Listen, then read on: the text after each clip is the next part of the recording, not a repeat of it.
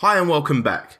The next videos in this section of the course are all going to be covering link building strategies that you can utilize to build backlinks to your website. I'm going to try and use different industries in each strategy I present to help give you a broader understanding of exactly how you can apply these to any industry out there. So without further ado, let's dive into the first strategy. Strategy number 1, guest posting. Guest posting or guest blogging is when you write an article for someone else's blog. It's a great way to connect with new readers and also get your name out there whilst also securing a backlink to your website. It's actually my favorite method as you're able to get links in just a few days, which is a massive win.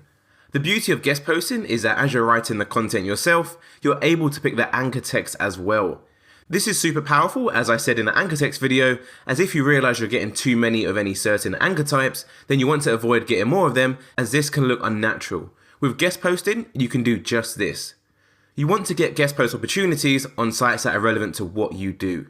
It doesn't have to be a like for like, but the site should at least be in the same industry as yours, or at least have a category on their website which is similar to yours. For example, if you own a healthy eating blog, then trying to get a link from another healthy eating blog might be a little bit hard. However, what you can do is take one step back and guest post on a cooking website, as they would most likely have a section on their website for healthy eating recipes. Getting links from sites in the same niche as you helps tremendously when it comes to increasing the relevancy of your website, which, as I said in the last video, is super important. As you're securing a link from a website similar to your niche, you're also increasing the chances of generating referral traffic from that website onto yours too, which helps with brand exposure too. Hopefully you can see why I'm such a big fan of guest posting. Right, so how do we find these guest post opportunities? It's pretty simple when you use Google search operators. A Google search operator is something you search in Google with a little variation. For example, I have niche submit a guest post. This is what we call a Google search operator, as I've included speech marks in the search. So niche would simply be the niche you're targeting.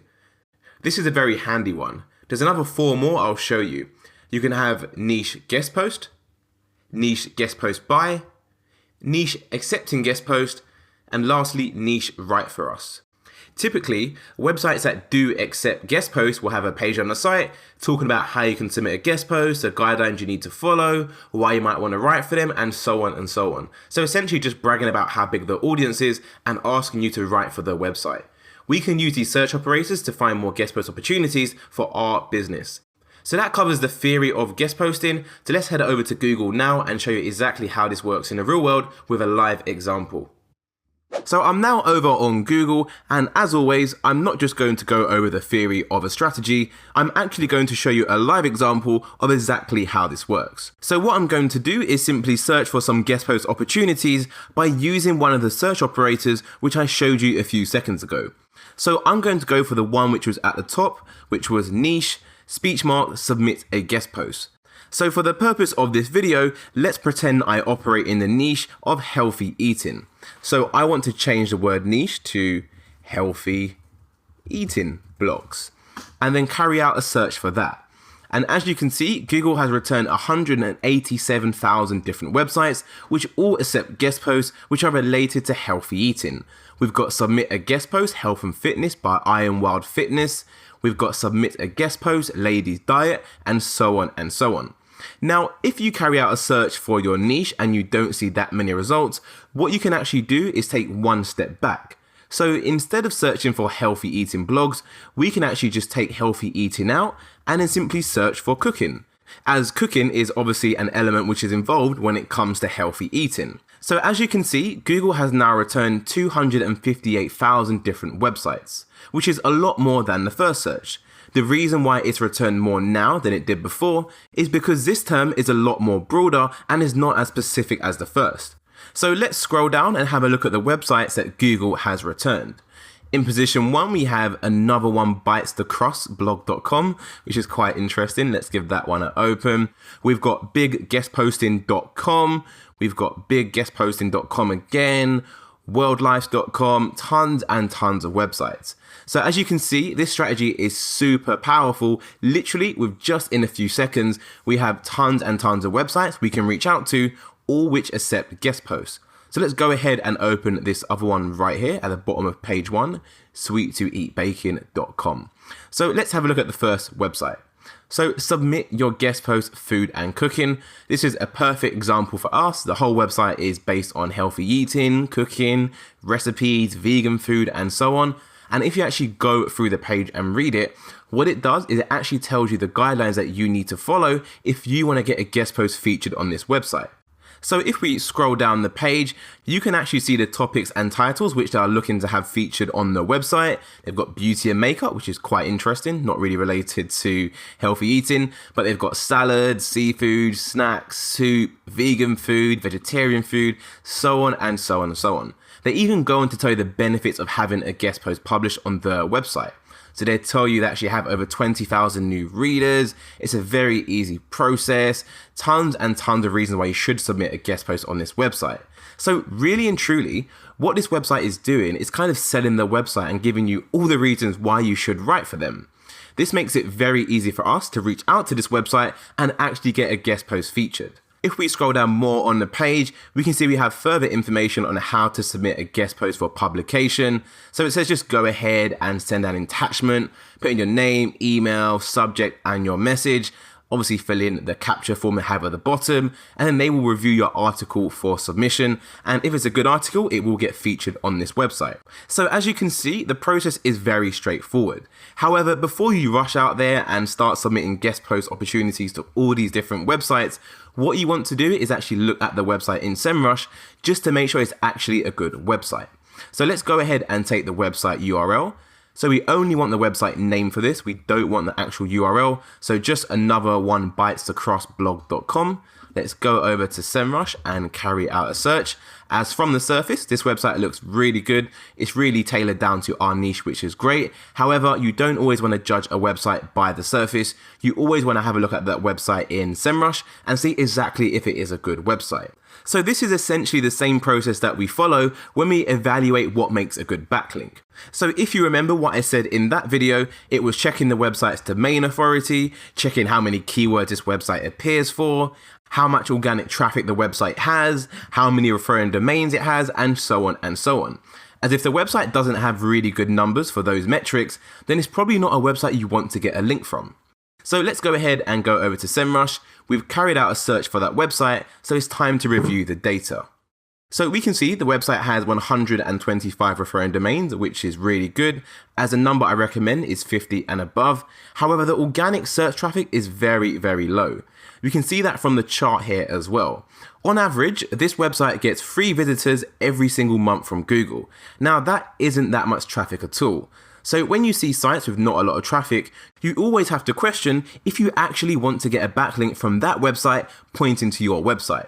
If we scroll down, we can see they only appear for 30 different organic keywords, which kind of makes sense as to why they have not that much traffic in total.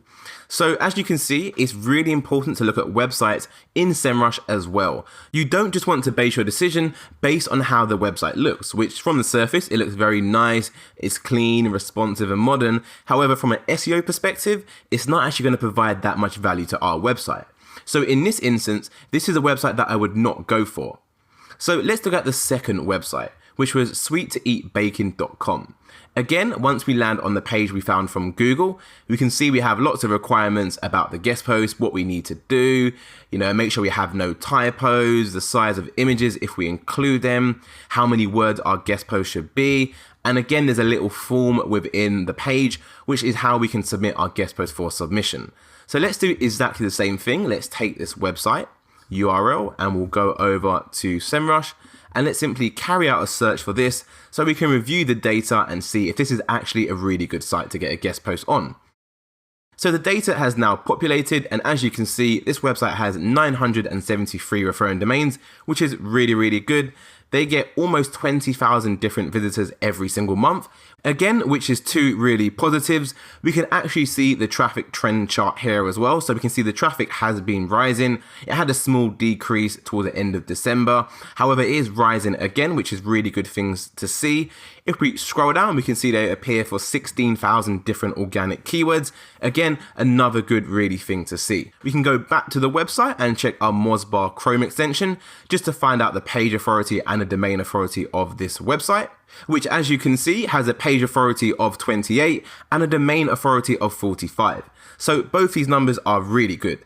So on the whole, this is a really good website and is one I'd actually want to get a link from. Whereas the first website is probably one we'd like to avoid, and if you do check the website using Mozbar, you can see they have a page authority of 18 and a domain authority of 19. So both numbers below 20, which is really low. So again, it just goes to show if you do use the Mozbar, you can actually save yourself a lot of work and you probably don't even need to check the website in SEMrush. So once you've gone through Google and you've made a list of all the websites which you'd like to get your guest post featured on, it's a good idea to track all of these websites in a spreadsheet.